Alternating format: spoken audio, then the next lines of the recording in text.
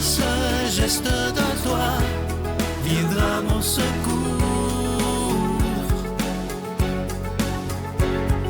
Viens semer dans mon âme le grain de l'amour. Je traverse un désert et je meurs de soif. Montre-moi le mystère qui garde la foi. Bonjour, bienvenue à votre émission La Victoire de l'amour en ce samedi 21 octobre. J'espère que vous vous portez bien. On rejoint tout de suite pour sa chronique notre ami l'abbé Stéphane Roy et à l'homélie, ce sera l'abbé Éloi Gillard.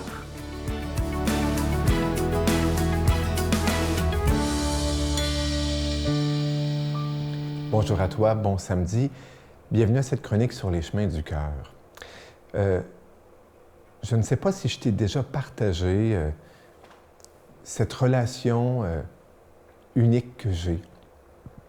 Il y a quelques années, j'accompagnais beaucoup de jeunes hommes, jeunes filles.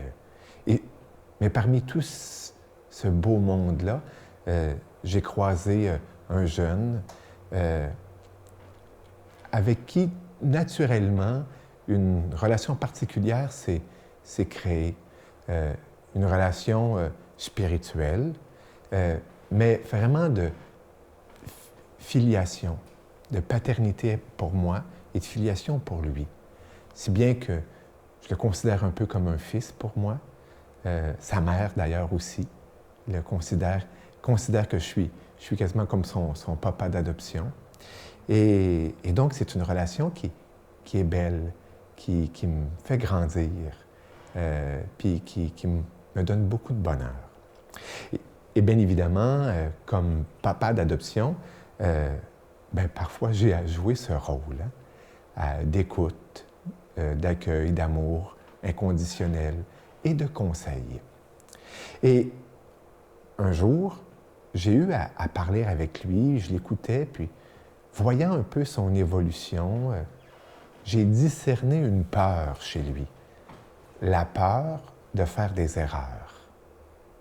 Et je me suis permis de lui dire, « Aie pas peur de faire des erreurs, aie pas peur de te tromper, et puis de revenir en arrière. » Parce que cette peur-là, eh bien, l'empêchait, et nous empêche, parce qu'elle nous guette pas mal tous, hein? Surtout que souvent, on considère que l'erreur, c'est aussi un péché, puis on ne veut pas faire de péché. Hein? Donc, on ne se permet pas de faire des erreurs. Eh bien, ça nous empêche de vivre souvent, d'avancer, de prendre des risques, de faire des trucs qui nous permettraient de découvrir des richesses, de nouvelles avenues, d'évoluer. Et l'autre jour, parce que cette peur-là m'est comme revenue pour moi-même, je me suis fait la réflexion que quand on regarde un petit qui apprend à marcher, eh bien, on sait que la chute fait partie de l'apprentissage, que la chute est aussi essentielle que le pas fait en avant. Et pour moi, je trouve que c'est une réflexion très saine, très libératrice, de considérer que, autant pour l'enfant, que la chute est aussi importante que le pas qu'il fait et dont on est tellement fier, eh bien, pour nous adultes, on doit se redire cela. La chute est aussi importante que le pas en avant. Sur ce, je te souhaite une bonne semaine. Notre Père qui es aux cieux, que ton nom soit sanctifié, que ton règne vienne, que ta volonté soit faite sur la terre comme au ciel. Donne-nous aujourd'hui notre pain de ce jour. Pardonne-nous nos offenses, comme nous pardonnons aussi à ceux qui nous ont offensés. Et ne nous laisse pas entrer en tentation, mais délivre-nous du mal, car c'est à toi qu'appartiennent le règne, la puissance et la gloire pour les siècles des siècles. Amen. La Victoire de l'amour vous invite à venir vivre des moments inoubliables en Italie en compagnie du Père Michel Marie, Christine Michaud, Miguel Padilla et Sylvain. Nous visiterons Venise, Padoue, Florence, Sienne, Assise et Rome, la ville éternelle. Célébration eucharistique avec le Père Michel Marie. Nous assisterons aussi à l'audience générale avec le Pape François au Vatican, du 2 au 13 juin 2024, avec Spiritour au 514-374-7965 ou 1-866-331-7965. Je suis tellement content de vous parler de ce magnifique cadeau du mois. Je vous en parle depuis quelques semaines. Il s'agit d'une belle exclusivité de la Victoire de l'amour. Et ça a été fait sur mesure pour nous. Il s'agit du pendentif de Sainte Thérèse de l'Enfant Jésus. Ça vient avec la chaîne et comme c'est en acier inoxydable, ça ne ternira jamais. Et à l'endos de ce pendentif, c'est inscrit « Sainte Thérèse de l'Enfant Jésus, priez pour nous. » C'est vraiment de toute beauté, c'est discret, c'est bien fait. Et je vous rappelle que Sainte Thérèse, c'est une des saintes les plus aimées, sinon la plus aimée dans l'Église. Elle l'est aimée dans le monde entier. Imaginez, elle est décédée à seulement 24 ans et avant de mourir, elle a dit ceci: « Je passerai mon ciel à faire du bien sur la terre. » Donc, n'ayons pas peur de prier Sainte Thérèse. D'ailleurs, c'est la sainte préférée de Christine Michaud. Elle en parle régulièrement. Je vous donne l'adresse en vous rappelant que vous recevrez ce pendentif avec un don de 25 $.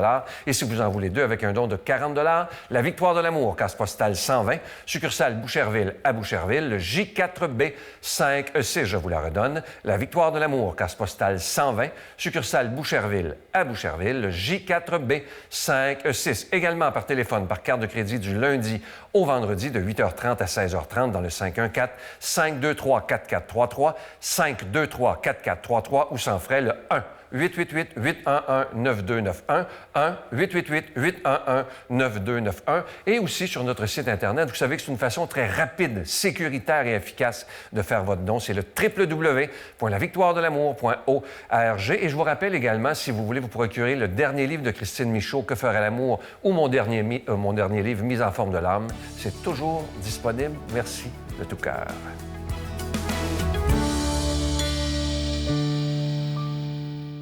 Mon Dieu, donnez-moi la sérénité d'accepter les choses que je ne peux changer, le courage de changer les choses que je peux et la sagesse d'en connaître la différence. Amen.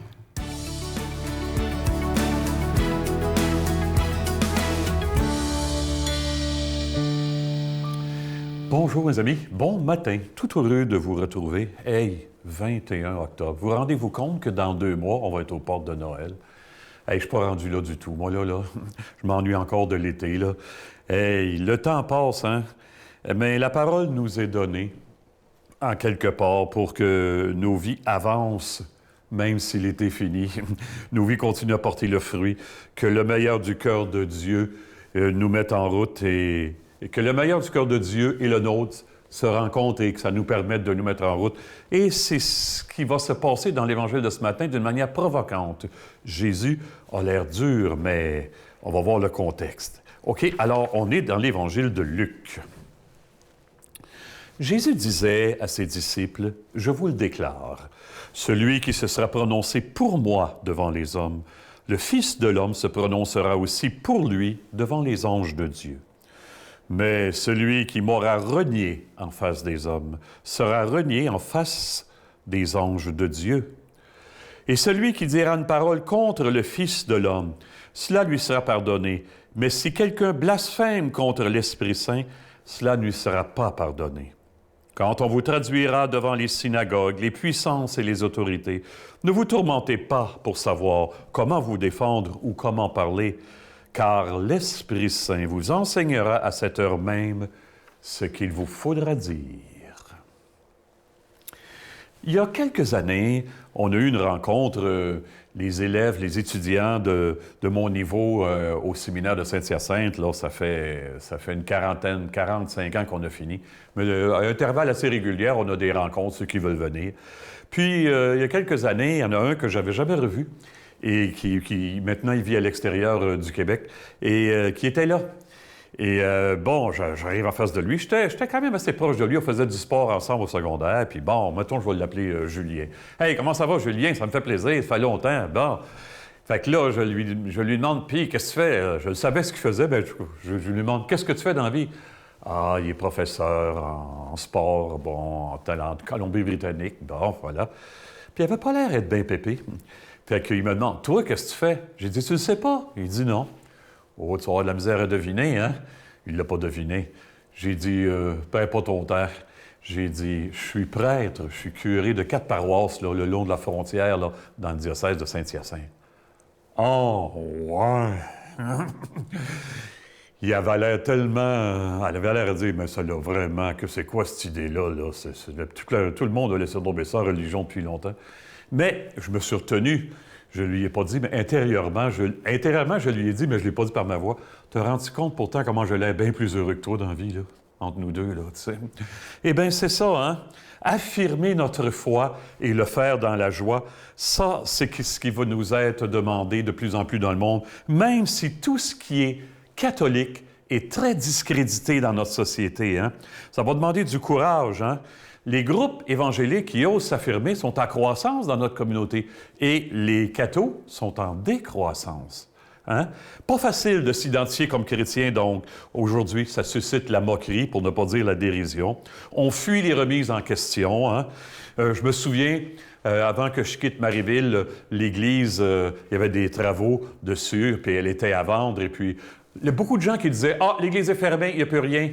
Inconsciemment, là, ça voulait dire quoi? Oh, ben, je me donne une bonne excuse, hein? J'ai mis la religion de côté. De toute façon, même ça ne me donnerait rien de vouloir la pratiquer. Elle est fermée. Elle n'était pas fermée. C'est pas vrai, ça. On pouvait faire les sacrements qu'on voulait tous les dimanches, puis les funérailles, etc., etc. Hein? Ce qu'on peut inventer pour éviter de se remettre en question. Moi, le premier, hein?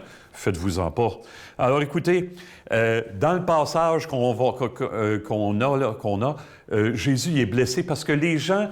Prenez le passage en parallèle dans l'Évangile de Marc, là, des responsables religieux ont dit « Il est possédé par un esprit impur », en disant ça à Jésus. Dire ça, c'est blasphémer contre le Père, le Fils et l'Esprit Saint. Nier l'évidence de l'amour, là, c'est ça, en quelque part, il me semble, le blasphème contre l'Esprit.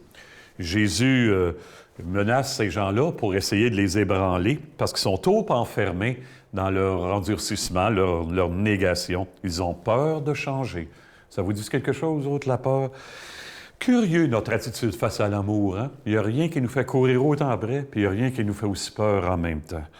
Hey! Je me permets de vous citer Thérèse de Lisieux. Là, je vois qu'il ne me reste pas beaucoup de temps, j'aurais plein de choses à dire. Thérèse de Lisieux, elle dit pourtant... C'est seulement ce qui est éternel qui va te contenter. Mon Dieu que c'est beau, hein?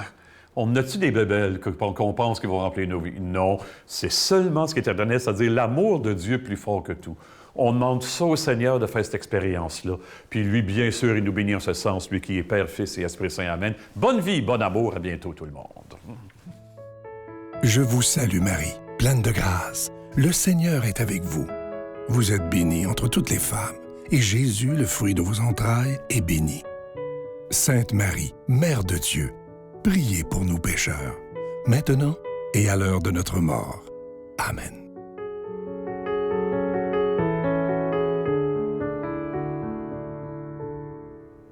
Une autre belle citation de Thérèse de l'Enfant Jésus, elle dit « La joie réside au plus intime de l'âme. On peut aussi bien la posséder dans une obscure prison que dans un palais. » La victoire de l'amour a son nouveau rendez-vous tous les dimanches, désormais à 13h. Ne manquez pas l'émission de demain. Sylvain Charon vous accueille avec tellement d'amour. On vous a, avec toute l'équipe, préparé une magnifique émission. N'oubliez pas donc le nouvel horaire, la victoire de l'amour, tous les dimanches à 13h maintenant. Soyez des nôtres. Sur ce, moi, je vous souhaite une journée remplie de la bénédiction de Dieu et de son amour. Bonne journée. Et la seule parole que j'étais capable de dire, c'est « on ne meurt pas et on revoit ceux qu'on aime ». Et cette certitude-là ne m'a jamais lâchée. Me voilà, tel que je suis, je viens à toi, les yeux fermés.